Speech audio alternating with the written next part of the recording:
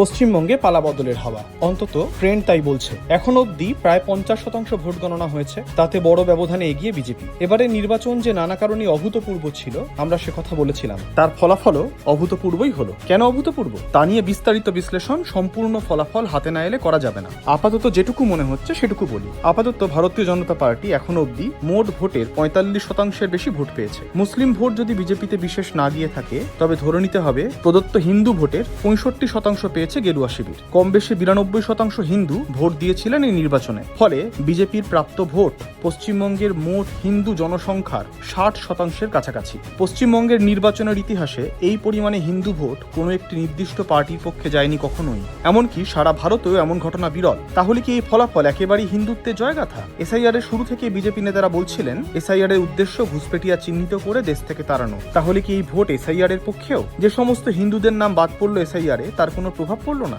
নাকি লক্ষ লক্ষ সংখ্যালঘু মানুষের নাম বাদ যাওয়া নির্ণায়ক হয়ে দাঁড়ালো? এই প্রশ্ন আমাদের দীর্ঘদিন ভাবাবে। কিন্তু বিজেপি রাজ্য সভাপতি সমীক ভট্টাচার্য বলেছিলেন, বিজেপির পক্ষে হাওয়া না থাকলেও তৃণমূলের বিপক্ষে আছে। যে হাওয়া চোরাস্রোতের মতো টের পাওয়া যাচ্ছিল নানা জায়গা থেকেই। সেক্ষেত্রে এই ফলাফল তৃণমূলের দুর্নীতি আর অপশাসন প্রতিষ্ঠান বিরোধিতার ভোট। কিন্তু সেখানে অবশ্যই হিন্দু ভোটেরও মেরুকরণ ঘটেছে। তবে তা মুসলিম বিদ্বেষে নাকি অন্য কোনো কারণে, তা বিচার করার পরিস্থিতি এক্ষুনি আসেনি। নির্বাচনের ট্রেন্ড বলছে তৃণমূল তার বেশ কিছু গড়ে মুখ থুবড়ে পড়েছে। জঙ্গলমহলে আদিবাসী কর্মীদের অধিকাংশই তৃণমূলকে ভোট দেননি। এমনকি তৃণমূলের মহিলা ভোট ব্যাংকেও সম্ভবত চিড় ধরেছে। সবচেয়ে বড় কথা, মুসলমান ভোট ব্যাংকও তৃণমূলের পাশ থেকে সরে গেছে অনেকটাই। মালদা মুর্শিদাবাদে বিজেপির আসন সংখ্যা তাই দেখাচ্ছে। এই দুই জেলায় বিজেপির ভোট শতাংশ বিশেষ না বাড়লেও ভোট কাটাকুটিতে একাধিক আসনে তৃণমূল প্রার্থীরা পিছিয়ে পড়েছেন। শেষাবধি কি হয় দেখা যাক।